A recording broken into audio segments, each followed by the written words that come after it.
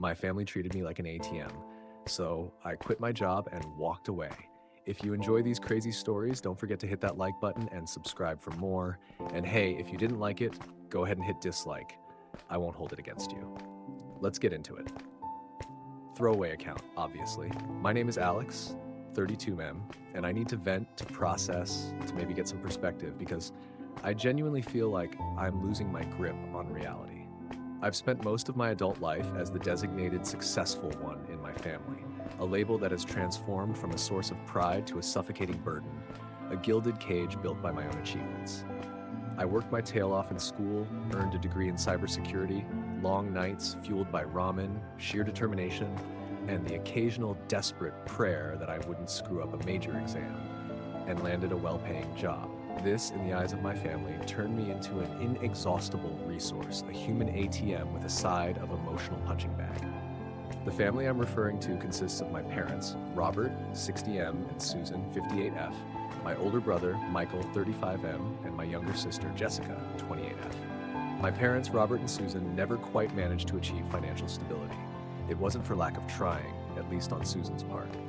Dad, Robert, had a history of bouncing between jobs, always blaming external factors, the economy, bad bosses, unfair competition, for his lack of consistent success. He had this inherent belief that he was destined for greatness, but he never seemed willing to put in the sustained effort required to achieve it.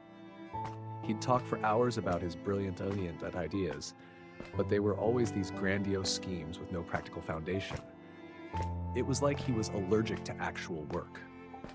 Mom, Susan, was primarily a stay-at-home mom, a role she embraced with a mixture of genuine love and simmering resentment.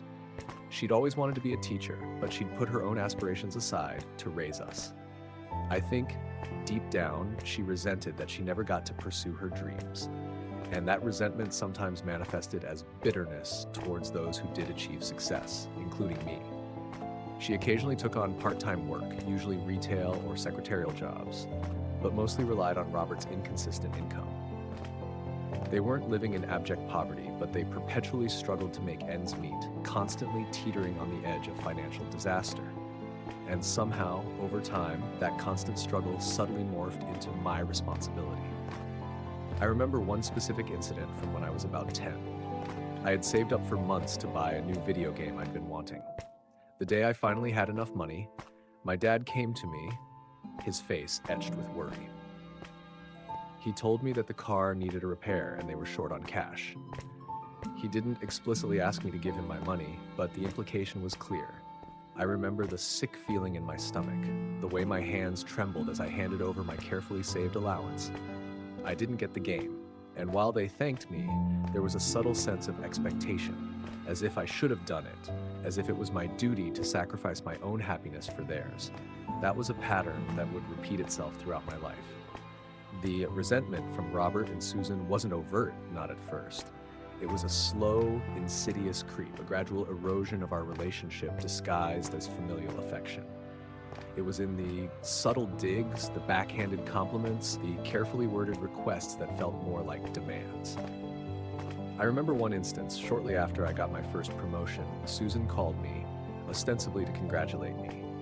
But the conversation quickly turned into a lament about how difficult things were for them, how expensive everything had become, and how Robert's latest job wasn't working out. The subtext was clear. "You're doing well, Alex. We're not. You should help us." Robert would often make comments like, "Must be nice to have a job where you just sit in a comfortable office all day," completely disregarding the long hours, the intense pressure, and the constant learning required in my field.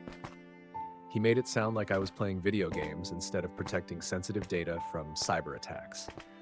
It felt like my success was a personal insult to him, a constant reminder that he hadn't lived up to his own inflated expectations. It felt like they saw my success not as something to be proud of, but as a personal affront, a constant reminder of their own perceived shortcomings. They seemed to believe I had stumbled into a gold mine while they were left toiling in the dirt. Beyond the financial aspect, there was a deeper, more unsettling issue: control. Robert and Susan had always been the central figures in my life, the arbiters of right and wrong, the providers. My independence, my ability to stand on my own 2 feet, my success, fundamentally challenged that dynamic. They couldn't reconcile themselves with the idea that I no longer needed them in the same all-consuming way they seemingly needed me, or more accurately, my financial resources. It was as if my autonomy was a betrayal, a rejection of their authority and influence. This manifested in subtle ways, questioning my decisions, offering unsolicited and often outdated advice, and subtly undermining my confidence. If I bought a new car, a used one mind you, after driving a beater for years, they'd question my financial responsibility. If I went on a vacation, they'd hint that I was being extravagant. It was a constant, low-level stream of negativity designed to keep me feeling insecure and dependent. The initial financial help requests were small, almost apologetic. A couple $100s for groceries because Robert's paycheck was delayed, assistance with a car repair for Susan's aging vehicle. I didn't mind at first.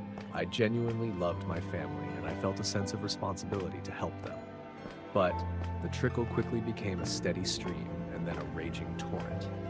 My brother Michael, the self-proclaimed entrepreneur, constantly needed seed money for his latest revolutionary business ventures, online marketplaces for handcrafted dog sweaters, a subscription box service for artisanal pickles, a mobile app that promised to disrupt the dating scene. It didn't.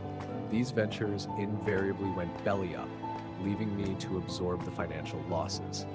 Michael had this uncanny ability to make me feel guilty if I even hesitated to fund his schemes, masterfully playing the family obligation card, reminding me of all the times he'd supported me, usually by borrowing my things without asking.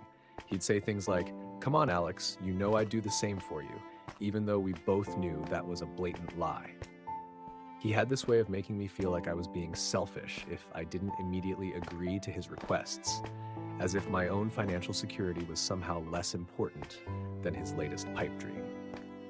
One time, after a particularly disaster involving glow-in-the-dark pet rocks, he actually had the nerve to say, "Well, at least you can afford to lose the money. I'm the one risking everything here." Then there was Jessica. My younger sister, Jessica, possessed a seemingly limitless capacity for spending money. Her requests were always presented as dire emergencies. Overdue rent, unexpected medical bills, usually for cosmetic procedures, sudden crises that only my immediate financial intervention could resolve. She had a talent for dramatic exaggeration and a knack for making me feel like a heartless monster if I questioned her spending habits or suggested she try to find a more stable job.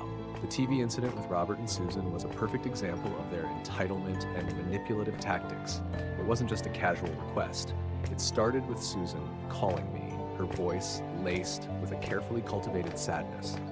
"Alex, honey," she began, "your father and I are having such a hard time. The old TV finally gave out and it's just, well, it's our only form of entertainment. Robert's been so down lately and it's just breaking my heart to see him so miserable." I could practically hear the tears welling up in her eyes, even over the phone. I offered to look at fixing the TV or getting a moderately priced replacement. "Oh, honey, you are so sweet, but this TV has seen better days," she said, her voice breaking on cue. Robert, he was looking at this one, online. It would just make him so happy. The TV, of course, was a top-of-the-line, ridiculously expensive model, far beyond what they needed or could afford. When I gently pointed this out, Robert got on the phone. "Alex," he said, his voice heavy with disappointment, "I thought you'd understand. We've sacrificed so much for you, and this is just a small thing that would bring us a little joy in our old age." The guilt trip was laid on thick, a masterful blend of manipulation and entitlement. It wasn't just about wanting a new TV, it was about asserting their control, about reminding me that I was obligated to provide for them, regardless of my own needs or financial situation. Susan's tears, Robert's carefully worded guilt trip, it was all a performance, a well-rehearsed routine designed to extract money from me. And like a fool, I fell for it, time and time again. The resentment built, slowly but surely, like a toxic buildup in my veins. I ended up buying the TV. The extended family, my mom's sister, Aunt Carol, 62F, a woman who seemed to believe that my success was a personal affront to her own modest lifestyle. My dad's brother, Uncle David, 55M and perpetually on the verge of a big break that never materialized. And Carol's daughter, my cousin Emily, 30F. a self-proclaimed influencer whose online persona was a carefully crafted illusion of wealth and success, all seemed to view me as a personal ATM. They'd call with elaborate sob stories, requesting precise amounts of money that suspiciously mirrored recent bonuses or savings I'd mentioned in passing, a slip-up I learned to avoid. They'd borrow money with absolutely no intention of repayment, treating my generosity as an entitlement. Family gatherings became excruciating displays of their latest acquisitions, subtly, and sometimes not so subtly, funded by my hard-earned money, while I was driving a decade-old car and living in a cramped apartment that barely fit my needs. Cousin Emily was the epitome of this entitled behavior. Her Instagram feed was a constant barrage of sponsored posts, designer clothes, and exotic vacations, all carefully curated to project an image of effortless luxury. She'd frequently ask me for money for networking events, which looked suspiciously like lavish parties, and business trips, which invariably involved beaches and cocktails. The most galling part was when she'd post pictures of herself living it up, tagging my parents and thanking them for their incredible support and generosity, completely erasing my role in financing her extravagant lifestyle. It was a deliberate and calculated act of disrespect, a way of diminishing my contribution while elevating my parents' status. I was slowly drowning in this sea of financial and emotional demands. The long hours at work, the constant stress, and the relentless pressure from my family were taking a devastating toll. I was becoming a shell of my former self, a joyless, resentful automaton, programmed to dispense cash and absorb abuse. I started having trouble sleeping, my mind racing with anxieties about work and the constant demands from my family. I felt like I was trapped on a treadmill, running faster and faster, but never getting anywhere. Any attempt to establish even the most basic boundaries was met with a furious backlash of guilt, accusations, and emotional blackmail. I was consistently labeled the selfish one, the ungrateful one, the one who didn't understand the meaning of family. The irony, of course, was that they were the ones who had twisted the concept of family into something toxic and exploitative. The breaking point, the moment when the carefully constructed dam of my patience finally burst, arrived a few months ago, amidst a period of intense pressure at work. I was deeply involved in a critical cybersecurity project, working around the clock, fueled by copious amounts of coffee and the sheer will to prevent a major data breach. Sleep was a luxury I couldn't afford, and my stress levels were through the roof. Then, the inevitable call came. Jessica, my sister, her voice thick with manufactured sobs. She'd been evicted, again a recurring theme in her life, and desperately needed $10,000 to cover back rent and secure a new apartment. The amount was staggering, far beyond anything she'd requested before. I just snapped. The accumulated stress, the years of financial exploitation, the constant emotional manipulation, it all came crashing down. I remember feeling this strange sense of detachment, like I was watching myself from a distance. My voice sounded foreign, even to my own ears. I told her, as calmly as I could manage, that I couldn't do it.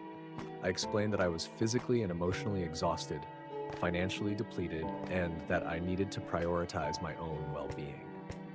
I told her, perhaps too bluntly, that I could no longer function as her personal ATM, that she needed to take responsibility for her own life. Jessica's reaction was immediate and explosive. She unleashed a torrent of verbal abuse, screaming insults, accusing me of abandoning her in her time of need, calling me every vile name she could think of.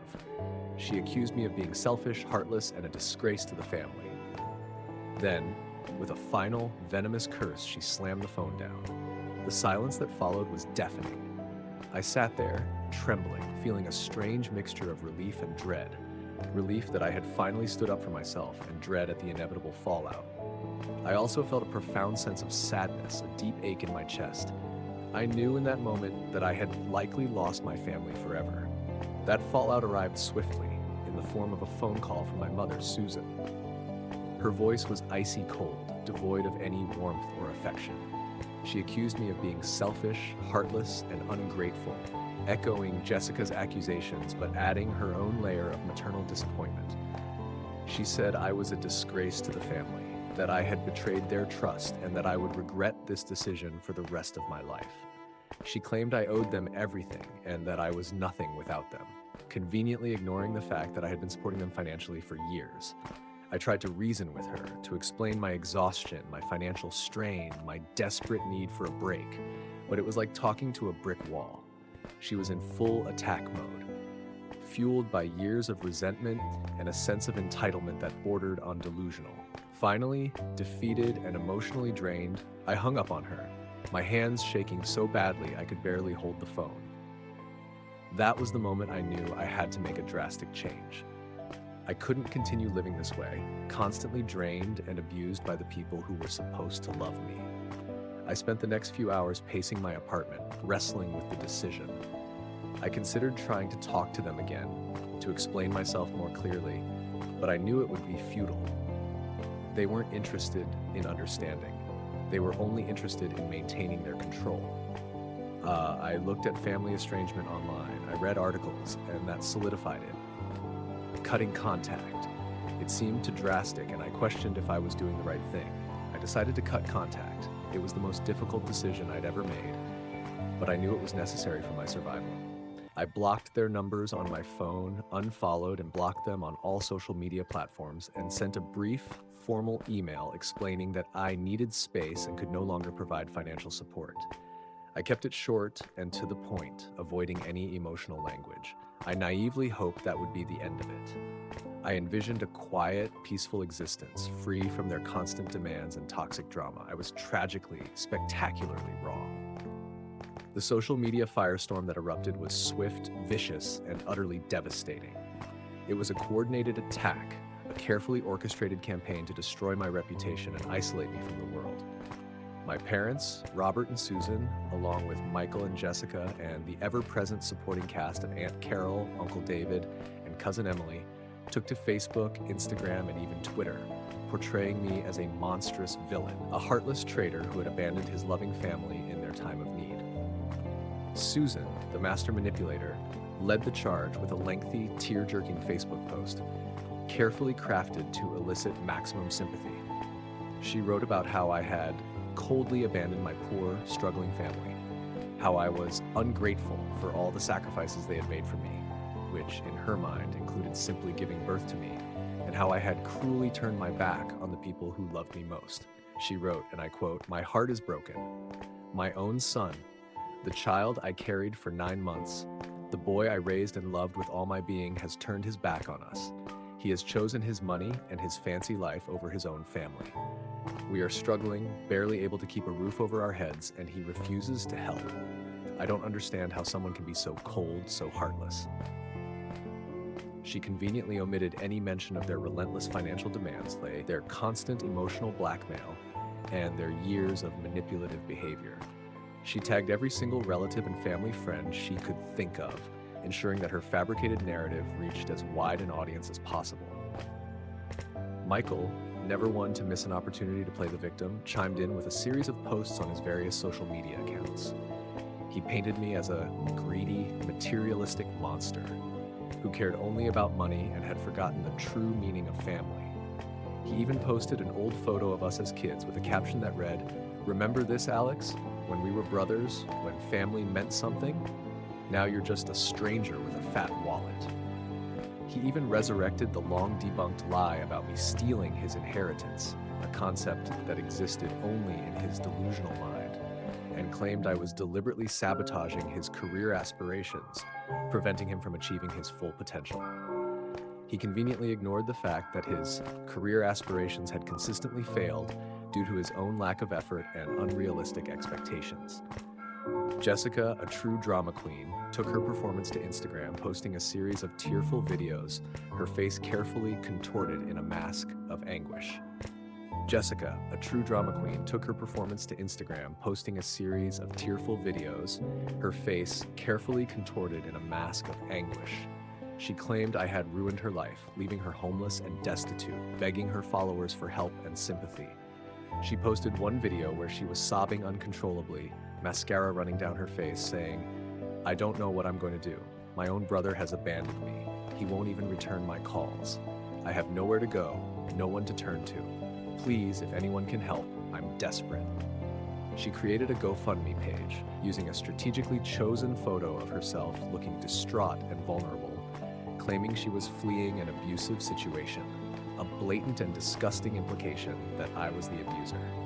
The sheer audacity of her lies was breathtaking. The GoFundMe description read, "Help me escape a toxic and abusive situation. My brother has cut me off financially and emotionally, leaving me with nothing. I'm scared and alone, and I need your help to get back on my feet." And of course, the chorus of supporting players, Aunt Carol, Uncle David, and Cousin Emily, eagerly joined the online lynch mob. They shared the posts, added their own venomous comments, and amplified the lies. They called me selfish, cold-hearted, a disgrace to the family name, and every other derogatory term they could conjure. Cousin Emily, ever the drama queen, posted an Instagram story saying, "I can't believe my own cousin would do this to his family. It's absolutely heartbreaking. Had family first, disgusted." They even went so far as to contact mutual acquaintances, spreading fabricated stories about my supposed mental instability, alleged drug addiction, and generally painting me as a dangerous and unstable individual. It was a full-scale character assassination, a public execution of my reputation. I was horrified, feeling exposed, violated, and utterly betrayed. My private life, twisted and distorted beyond recognition, was on display for the world to judge. Friends and acquaintances started messaging me, some expressing support, others clearly influenced by my family's carefully crafted lies. I received messages ranging from genuine concern, "Alex, are you okay? What's going on?" to outright condemnation. "I'm so disappointed in you, Alex. I thought you were better than this." One former friend even wrote, "I'm so sorry to hear what your family is going through. I always thought you were a good guy, but this is really disappointing. You should be ashamed of yourself." That one stung. It felt like a punch to the gut. The sheer volume of hate and vitriol directed at me was overwhelming. I felt like I was drowning in a sea of lies and accusations, unable to breathe, unable to defend myself.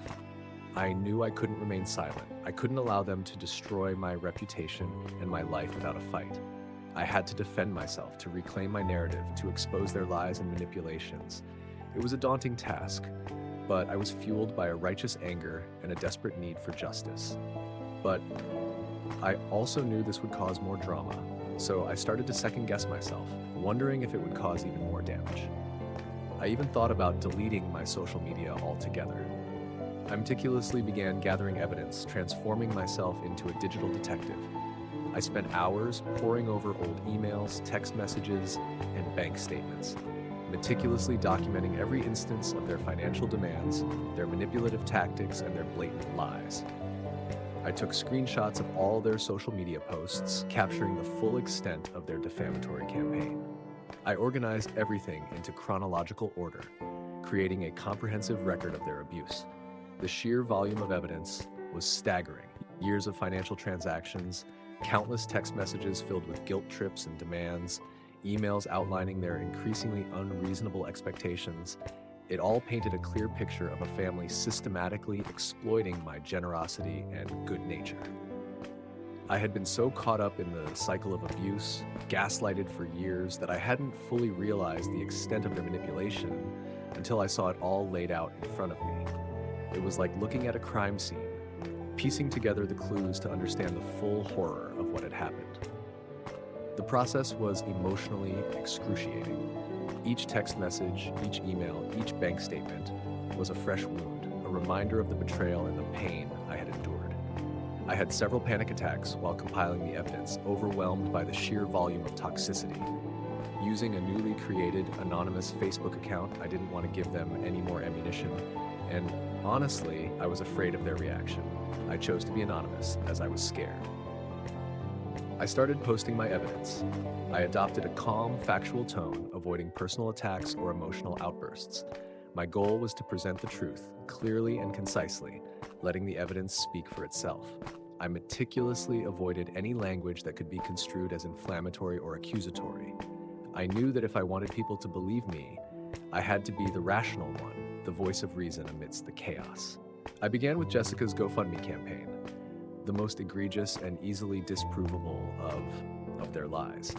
I posted a screenshot of her eviction notice, clearly showing that it was due to non-payment of rent, not abuse, as she so dramatically claimed.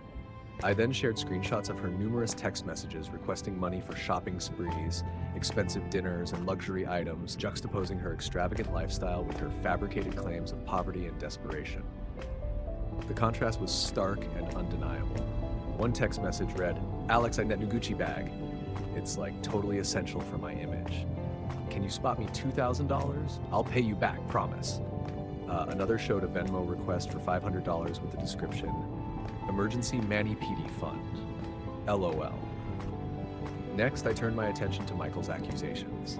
I posted screenshots of his ill-conceived business plans, complete with my handwritten notes questioning their viability, along with the emails where he begged me for funding, promising repayment that, of course, never materialized.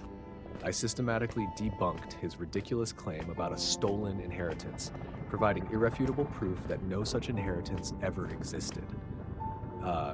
I exposed his pattern of blaming others for his own failures, highlighting his consistent lack of effort and unrealistic expectations. One email from Michael read, "Dude, I'm on the verge of something huge. This is going to be bigger than Facebook. I just need $10,000 to get it off the ground. Think of it as an investment in your future. We'll be rich, bro. You won't have to work another day in your life." The accompanying business plan was a single page, handwritten, with stick figures and misspelled words. Finally, I addressed the manipulative behavior of my parents, Robert and Susan. I posted screenshots of their passive-aggressive comments, their guilt-inducing messages, and their relentless demands for financial assistance. I revealed how they had systematically exploited my love and sense of duty, twisting the concept of family into a tool of manipulation. I showed how they had consistently prioritized their own wants and needs above my own well-being, treating me as a resource to be exploited rather than a son to be loved. I shared the TV incident, showing clearly what they had done.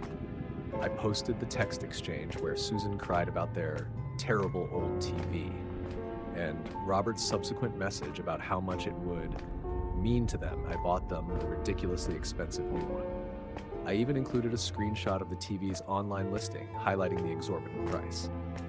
The public response was swift and overwhelming. People were shocked by the sheer volume of evidence and the blatant dishonesty displayed by my family.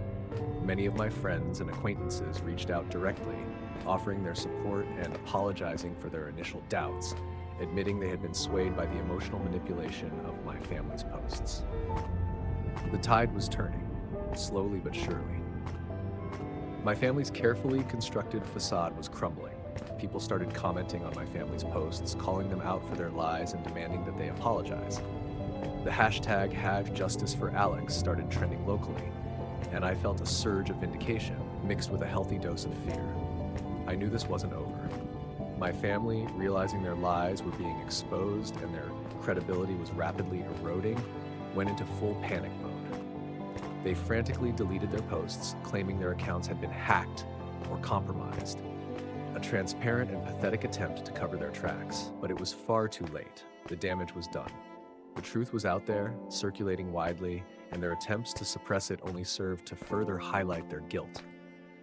They even tried to contact me through mutual friends, begging me to take down my posts and talk things out. But I refused. I had nothing to say to them. Amidst the swirling chaos and emotional turmoil of the family fallout, a beacon of hope appeared in the form of Sarah F. We met, rather unromantically, through an online dating app. I was initially hesitant, almost reluctant, to pursue any kind of relationship. I felt damaged, broken, and convinced that I was carrying too much baggage for anyone to handle. The constant barrage of negativity from my family had eroded my self-esteem, making me doubt my own worth. I felt like I was toxic, like I would somehow contaminate anyone I got close to. But Sarah was different. There was a quiet strength about her, an unwavering kindness, and an uncanny ability to see through my defenses. She had this calm, gentle demeanor that instantly put me at ease. I felt like I could breathe around her, like I didn't have to pretend to be someone I wasn't. I decided with a considerable amount of trepidation to be completely honest with her. On our third date, I laid it all out. The social media smear campaign, the financial exploitation, the emotional manipulation, the whole sordid mess. I showed her the screenshots, the emails, the bank statements, the evidence I had painstakingly compiled. I braced myself for judgment, for rejection, for the pitying looks I had come to expect. I remember my hands shaking as I handed her my phone, my heart pounding in my chest. I was terrified that she would run for the hills. Instead, Sarah listened. She listened with genuine empathy, without interrupting, without offering unsolicited advice. She didn't try to minimize my pain or tell me to just forgive and forget, as so many others had done. She simply validated my feelings, acknowledging the trauma I had endured. She told me I was brave, that I was strong, and that I deserved better. She looked at me with such compassion, such understanding, that I felt tears welling up in my eyes. It was the first time in a long time that I felt truly seen, truly understood. It turned out that Sarah had her own history with toxic family dynamics. She hadn't been financially exploited like I had, but she had grown up with a narcissistic mother who constantly belittled her and made her feel inadequate. She understood the feeling of walking on eggshells, of constantly trying to please someone who could never be pleased. She knew what it was like to have your self-worth eroded by the people who were supposed to love you unconditionally. She had experienced a different form of manipulation and control from her own relatives, and she understood on a visceral level the pain and isolation I was feeling. This shared understanding created an immediate bond between us that transcended the usual superficialities of early dating. She didn't see me as damaged goods. She saw me as a survivor. Sarah became my anchor, my confidant, my unwavering source of support. She helped me navigate the treacherous waters of the ongoing family drama, offering practical advice and emotional support in equal measure. She helped me craft my responses to my family's continued attacks, ensuring I remained factual and calm, avoiding the emotional traps they so expertly laid. She reminded me constantly that I was not responsible for their behavior, that their actions were a reflection of their flaws, not mine. She helped me see that I deserved to be happy, to be loved, to be treated with respect. She helped me rebuild the shattered remnants of my self-confidence, piece by painstaking piece. There were times when I wanted to give up, to crawl into a hole and disappear, but Sarah wouldn't let me. She'd gently pull me back, reminding me of my strength, of my resilience, of how far I had come. At first, I resisted her help. I pushed her away, telling her that I didn't want to burden her with my problems, that she deserved someone who wasn't so messed up.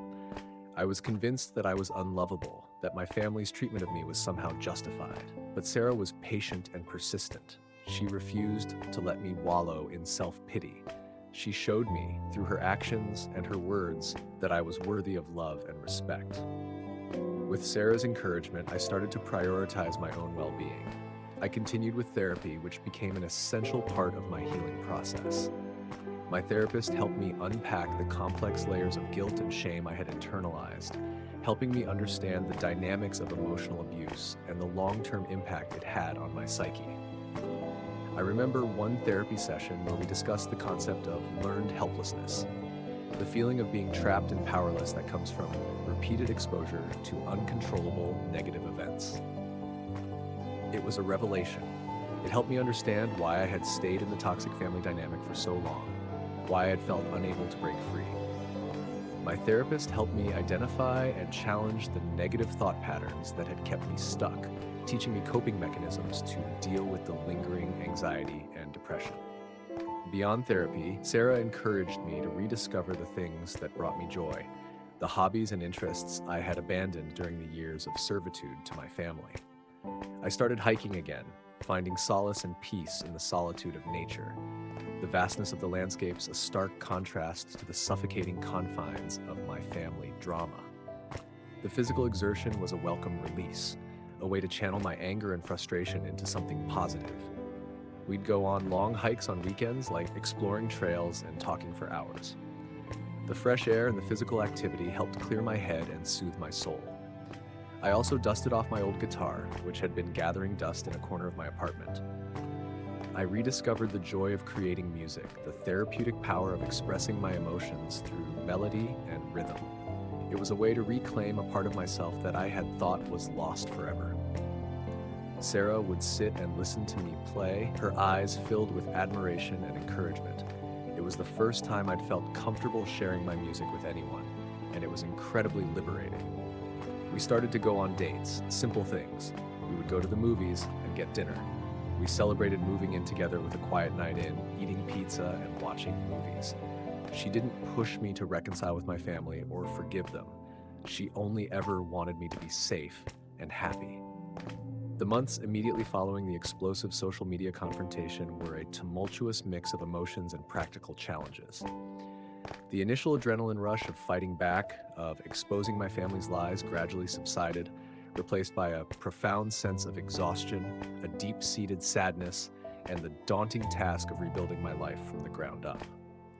The legal consultations I had, primarily with a lawyer specializing in defamation and harassment, were informative but ultimately inconclusive. While I had a strong case, pursuing legal action would have meant prolonging the conflict, keeping me entangled in the toxic drama I was desperately trying to escape. It would have been emotionally draining and financially ruinous. The lawyer advised me that while my case was strong, the cost and the emotional distress would possibly outweigh the benefits. Therapy sessions became my lifeline, a safe space to process the complex emotions I was experiencing. I remember one particular session vividly. I was sitting in my therapist's office, feeling overwhelmed by a wave of sadness and grief. I started crying uncontrollably for the first time in months. My therapist just sat there quietly, offering me tissues and allowing me to express my emotions without judgment. After I had calmed down, she said, "Alex, you're grieving the loss of your family even though they're still alive. It's a complicated kind of grief, and it's okay to feel all of these emotions." That simple statement was incredibly validating. It helped me understand that what I was feeling was normal, that it was okay to mourn the loss of the family I had always wanted but never had. My therapist helped me unravel the years of ingrained guilt, shame, and self-blame. I had, for so long, believed that I was somehow responsible for my family's unhappiness, that I owed them something, that my worth was tied to my ability to meet their endless demands. Therapy was crucial in dismantling those deeply ingrained, toxic beliefs. It was a slow, painful process, like peeling back layers of an onion, each layer revealing a new level of hurt and betrayal. But with each session, I gained a clearer understanding of the dynamics of emotional abuse and the insidious ways it had warped my perception of myself and my relationships. Sarah, my unwavering partner, was my constant source of strength and support throughout this difficult period. She never pressured me to move on or to get over it. She understood that healing was a process, not an event. She simply held space for my pain, validated my feelings, and reminded me constantly of my inherent worth. She celebrated my small victories, whether it was a successful therapy session, a productive day at work, or simply managing to get out of bed and face the day. She never made me feel like I was a burden, even when I was at my lowest point. Her love and acceptance were a balm to my wounded soul. Work, surprisingly, became a refuge. My new company, a dynamic tech startup, valued my skills and expertise. I thrived in the positive and supportive environment, a stark contrast to the constant criticism and negativity I had experienced within my family. I was finally being recognized for my abilities, not just my financial resources. This professional validation helped rebuild my shattered confidence, proving to me that I was capable, competent, and worthy of respect. I found myself excelling in my role, taking on new challenges, and contributing meaningfully to the company's success. I was assigned to lead a new project, developing a cutting-edge cybersecurity system. It was a challenging but incredibly rewarding experience. I poured myself into the work, and it paid off. The project was a huge success, and I received a significant bonus and a promotion. It was a powerful affirmation that I was capable of achieving great things, and despite my family's attempts to undermine my confidence, less from. One of the most significant challenges was coping with the lingering effects of the public smear campaign. Even though the truth had ultimately prevailed, and most people had recognized my family's lies for what they were, there were still whispers, lingering doubts, and the occasional judgmental comment. I had to learn to accept that I couldn't control everyone's perception of me, that some people would always choose to believe the lies, regardless of the evidence. It was a lesson in letting go, in focusing on my own truth, and surrounding myself with people who trusted and supported me. It was a constant learning experience. There were times when I'd see a comment online, a subtle dig, or a veiled accusation, and it would send me spiraling back into anxiety and self-doubt. But Sarah was always there to help me ground myself, to remind me that those comments didn't matter, that the opinions of strangers couldn't diminish my worth. The legal consultations, while ultimately not resulting in lawsuits, provided a sense of empowerment. Understanding my rights and the potential legal ramifications of my family's actions gave me a sense of control that I had lacked for so long.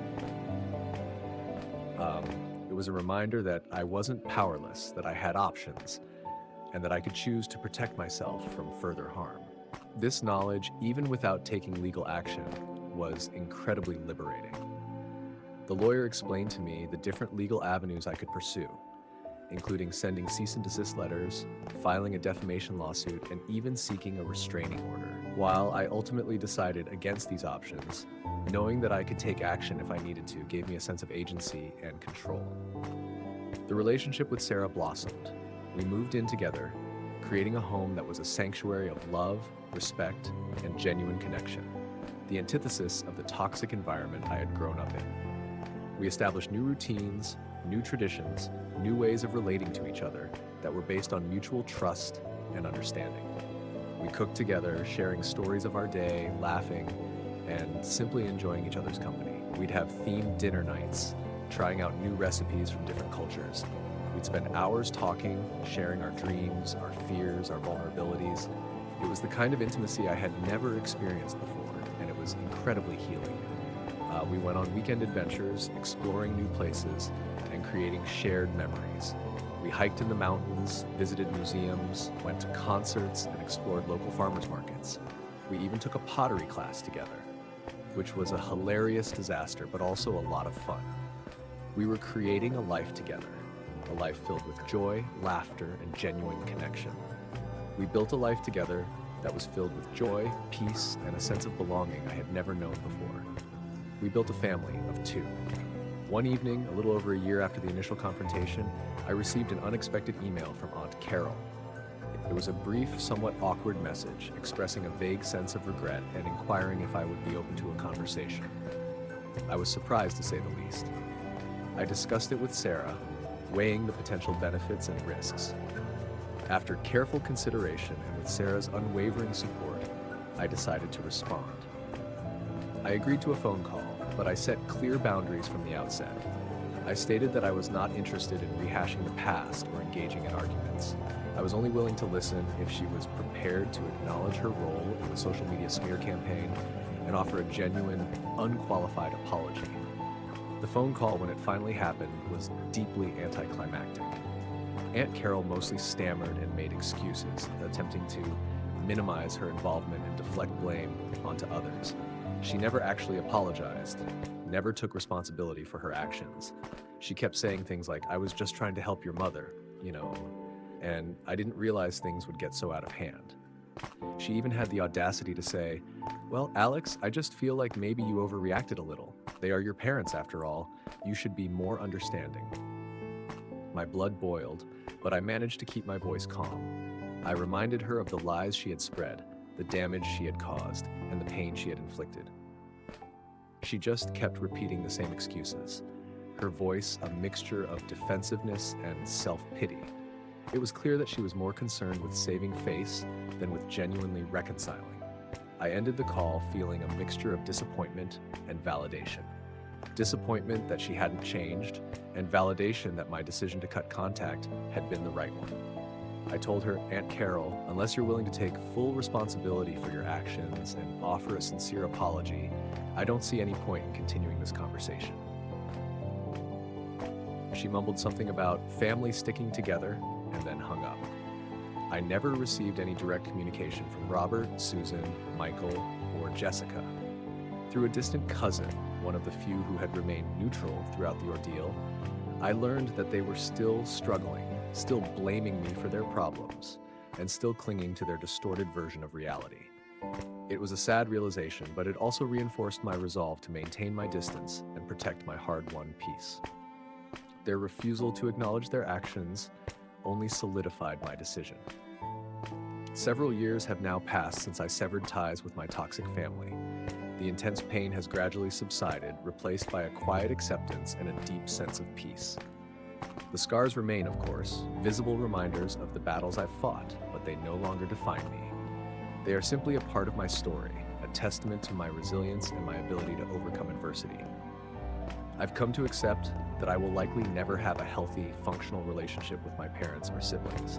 It's a profound loss, a grief I've had to process, but it's also a loss I've learned to live with. It no longer holds the same power over me. There are still moments, though, when the sadness resurfaces. Sometimes it's triggered by a holiday, a family gathering I see on social media, or even just a random memory. But I've learned to cope with those moments. I allow myself to feel the sadness, to acknowledge the loss, but I don't let it consume me. I have tools now, thanks to therapy and Sarah's support, to navigate those difficult emotions. My life now is a tapestry woven with threads of love, support, genuine connection, and profound happiness. Sarah and I are engaged, planning a small, intimate wedding surrounded by people who genuinely cherish and support us. A chosen family that stands in stark contrast to the biological one I left behind. My career is flourishing. I've been promoted multiple times and am now leading a team of cybersecurity professionals. I've found a sense of purpose and fulfillment in my work, knowing that I'm making a positive contribution to the world. Beyond my professional success, I've cultivated a rich and fulfilling personal life. I've built a strong network of friends, people who value me for who I am, not for what I can do for them. These are relationships built on mutual respect, trust, and genuine affection. The kind of relationships I had always longed for, but never believed were possible. I've also become a quiet advocate for others who have experienced family estrangement and emotional abuse. I've shared my story anonymously on various online platforms, expanding upon this initial Reddit post, offering support and encouragement to those who are navigating similar challenges. I started a blog where I write about my experiences, offering practical advice and resources for people who are dealing with toxic family members. I also volunteer for an online support group, moderating discussions, and providing a safe space for people to share their stories. The response has been overwhelming, and I've connected with countless individuals who have shared their own stories of pain, betrayal, and ultimately resilience. It's been incredibly healing to know that I'm not alone and to be able to offer hope and validation to others who are struggling. It has become something that I feel is necessary and something I need to do. One of the most important lessons I've learned is the true meaning of family. It's not about blood relations. It's about the people who choose to love you unconditionally, who support your dreams, who respect your boundaries, and who celebrate your successes. It's about the people who make you feel safe, valued, and seen for who you truly are. It's about the bonds you create, not the ones you're born into. I've also mastered the art of self-care and boundary setting. I'm no longer afraid to say no, to prioritize my own needs, and to protect myself from toxic individuals, regardless of their relationship to me. I've learned that my worth is inherent, not contingent upon anyone else's approval or validation. I am enough, just as I am. The journey has been arduous, filled with pain, heartbreak, and moments of profound doubt, but I wouldn't trade it for anything. I've emerged from the crucible of family dysfunction stronger, wiser, and more resilient than I ever thought possible. I've found peace, happiness, and a love that transcends the limitations of my past. I've broken free from the shackles of my toxic family and created a life that is authentically and joyfully my own. If you thought that was crazy, hit that like button and subscribe for more wild stories. And if you didn't quite enjoy it, feel free to hit the dislike. Your feedback means a lot. Drop a comment below and let me know what you think, or share your own experiences. And don't forget to check out my other videos for more insane tales. Thanks for watching, and I'll see you in the next one.